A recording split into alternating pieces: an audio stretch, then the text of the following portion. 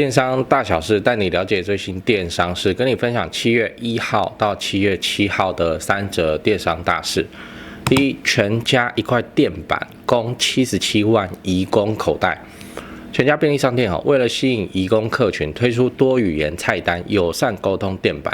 和家乡食材等服务。会针对移工，是因为发现移工每2天就会去超商一次嘛，那消费金额又是本地人的2倍，所以是一个未被重视的市场。第二，为什么 Momo 要搞自己的车队？因为传统物流公司的配送速度太慢了，现在连虾皮都在拼隔日到货，那也证明了到货速度是现在做电商的关键。第三，网红上演失速列车吓坏乘客。一名网红在火车上做出搞怪行为来拍 TikTok， 引起了众人的恐慌。现在 TikTok 也消失了大家就觉得做网红很赚钱嘛。那其实你做业务做到 top， 钱真的不会比网红还要少。那记得关注加爱心，我是电商 Tony 陈，你以后做电商会用到。如果你是第一次看到这个影片，我这个节目会跟你分享上周在电商领域发生了什么有趣的新闻，我会挑出3个，并且跟你分享我对这些新闻的看法，让你轻松掌握电商脉动。这一集我们讲的是7月1号到7月7号所发生的电商新闻。好来，第一则新闻，全家一块垫板供77万移工口袋。这个标题叫做2天满1次，消费高国人近2倍。全家一块垫板供77万移工口袋。就全家便利商店为了改善移工在台湾的购物体验，它推出了一系列友善服务计划，包含多语言菜单、友善沟通垫板、家乡常见食材等等。那我是这样看这个新闻解密了我们之前还在讨论这个全家正在大动作的瞄准移工经济，现在大概是布局布的差不多了，开始上新闻打广告。原来是他们发现平均2天就会去一次，这些移工2天就去一次超商，而且消费的金额都是台湾人的2倍。那台湾移工数量有多少人？商业周刊给出的数据是77万人。那这77万人是价格不敏感的族群因为他们都只能用零碎的时间购物，那出门倒垃圾或陪阿公阿嬷出门晒太阳等等，就没有像你一样的无聊到去逛百货公司一整天这样。对啊，我们本来都以为他们会去逛移工商店但其实那是他们放假才会有机会去的地方。移工常见的消费场景就是便利商店。第二个新闻，为什么 Momo 要搞自己的车队？简单讲一下这个新闻，这是一篇采访稿主要就是讲说 Momo 为什么要搞自己的物流，而不是跟新竹大龙黑猫合作就好。那他们的物流管理处副总的说法是，如果跟传统物流业者合作一天只会集货1到2次，集完货才会去配送，这样速度太慢。最典型就是之前疫情的时候，大家拼命网购，那如果只靠传统物流，要5天才能够消化完。那如果再加上附身，则能缩短至3天。那我是这样看这个新闻其实我们已经很明显可以看到，电商购物现在的战场已经不是折扣了大家现在拼的就真的是购物的速度，不止 Momo。你看全联有小时达那我们之前有提到虾皮也在做隔日到货你看这个标题叫做虾皮店到店隔日到货的说明它就直接开出来了。好，那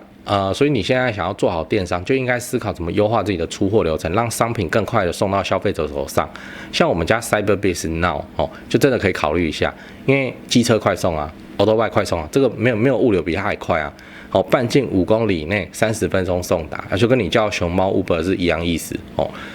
来第3个新闻，网红上演失速列车吓坏乘客。好，这个标题叫网红在自强号上演失速列车吓坏乘客，台铁出手了。简单讲一下这新闻，就一个网红是谁我又不讲太白痴了，这个想红人乱搞不想帮他宣传反正就是他在行进间的自强号的列车车厢之内，趴在走道中不停抖动身体，并发出怪声，然后说自己在拍抖音这样。我是这样看这新闻，我还特别去查他现在这个自己的 TikTok 都是消失了不知道会被检举还是自己关起来。总之他新闻都在报，这个网红真是很瞎啦，真是为了流量博眼球那边东搞西搞，造成社会的恐慌这个乱七八糟这网红莫名其妙而现在提到网红，真的是贬义词大于这个褒义词那当网红赚钱这条路的门槛现在是很高的，因为大家注意力都很有限，那就剑走偏锋，就搞一些有的没的那这个不然你实际去采访那个全职网红，你信不信被你访问到那种想红又不红的他1个月收入比全家的超商店员还要少所以我比较建议是怎么样？是你要有一个自己的本业支撑了自己的生活，支撑了自己的创作，然后再来边做网红这件事情，慢慢把它做起来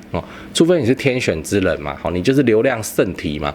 不然你大概就是每天去抢友善时光，然后偶尔还要吃馒头加个蛋，这叫吃大餐这样。哎，那网红不要乱搞啦，真的莫名其妙讲完了，我们整理一下7月1号到7月7号的3件电商大事。第一，全家一块垫板进攻77万移工的口袋。第二，为什么默默要建立自己的车队？第三，网红上演失速列车吓坏乘客。讲八卦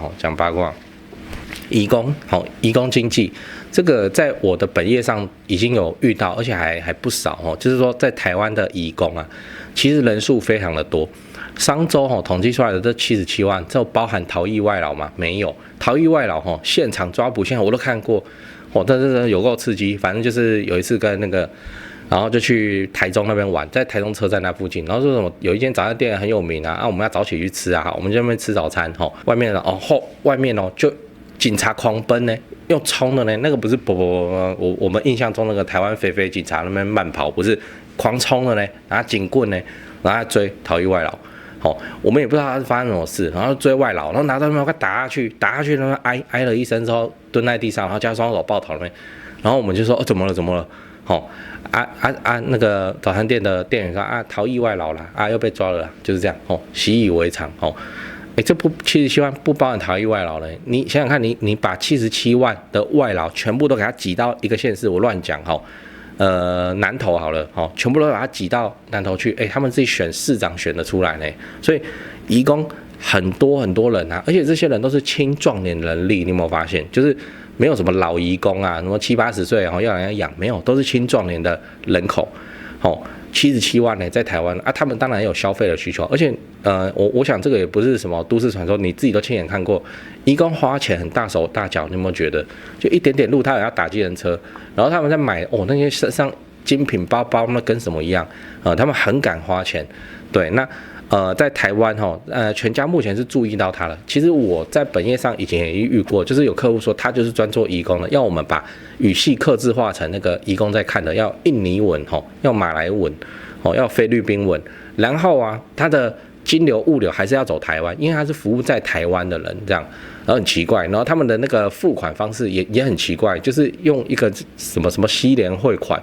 我们台湾没有人在用那个就是移工领到钱之后，看怎么把钱打回家乡用的。对，这种客制化的案子，我们以前早就接过了。对，那时候我们还觉得说，哇，好特别，移工你做这生意会活吗？他说开玩笑，台湾移工多少人还有印尼的，就是会包头巾的那种。那印尼的非常的夸张，他们的消费力都很凶，都很敢花钱真的很敢花钱。然后他们赚的不比台湾人少呢，因为他们就加班加来的，而且他们加班他们也不觉得怎么样那反而我们台湾人在职场上的竞争输他们一大截。那些移工你不要小看他们，我以前也觉得说黑臭可是我经过那个案子我去了解了一下我还真的去跟那个他的员工就是也是移工去聊天，他们学历很高呢，吓我一跳的高。他们都是他们国内的大学生呢，然后他们英语系专业的然后还有物理学的然后甚至还有一个在念硕士，在台湾念硕士那本来奇怪，这个不像是我跟你讲，这就是国家那国家烂掉了，然后变成说这些高等级的培育出来的高等级的国民们必须往外跑，这个就是国家烂掉了，这很可惜的事情然后来台湾做帮佣，然后还被我们那边看不起，还嫌他黑臭脏，这国家烂掉了。就我们台湾自己要加油你看我们现在其实也有点移工的味道，为什么？因为最强的台清交成，最强的人才都在美国，对不对？都不回来的，这何尝又不是一种移工？我们自己国家不强就很容易会变成这样那他们是真的是什么菲律宾的什么大学？我一查好像也是个世界有名的大学，然后来台湾就做帮佣来台湾念硕士这个真的是有点打破我的眼界。然后移工他们是这样，就是男生不存钱的这是他们跟我讲的男生不存钱，男生都吃女人的在我们台湾的观念里面就是很软烂可是这就是他们的恋爱观，男生不存钱的，拿到钱花光光然后甚至还我们看起来很渣的行为，就是发薪水的5号吼，你就会看到那个工厂外头一堆改装车，他们也不能骑机车，他们骑那个电动车，然后电动车还去爆改，有没有？一堆改装车都要干嘛？都要等女朋友，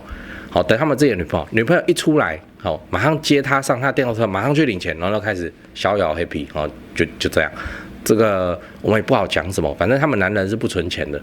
哦，然后都花女人的，然后女人就赚钱啊，好，然后就日子过得非常的逍遥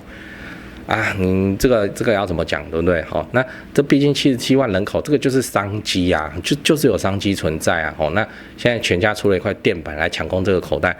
我未看先猜啦。已经有非常多闷声发大财的电商从业人员哦，就是专门在做移工的啦哦，应该也都很好做哦，很好做，因为移工怎么样，他没有选择啊，他就只能在你这里买啊，其他地方就对他都不友善啊，就你很友善，那当然就跟你买啊，不然跟谁买哦？要么家乡味哦，要么要么他要汇钱回去哦，要么他要什么家乡里面流行的什么东西啊，就你这里买得到，他当然跟你买啊，不然嘞哦。移工的经济哈，我知道这有商机，不过我自己也没有想要花多大的心思心力去研究。如果你有研究的话，那再来跟我分享好了啊，大概就是这样。不管你是要从1688批货来卖，或是买来自己要用，那我是都很推荐哦1688代采购。你只要先在1688上选好你的产品，再买即可贴那个网址啊，就可以直接下单哦，并且用巧狼这个 app 来做报关跟收货。就能够一条龙轻松的解决物流跟金流的进货问题，让你轻松购物、轻松进货。那优点的话，系统的操作又很简单，它汇率又稳定，它又能节省运费的成本，然后它又是台湾本土公司，你找得到人，客服也 OK， 金流也安全哦。所以如果你有想要了解更多的话，资讯栏有连结，你点进去就可以看得到哦。那我会持续分享更多电商的资讯，我是电商 Tony 陈，我们下集影片再见。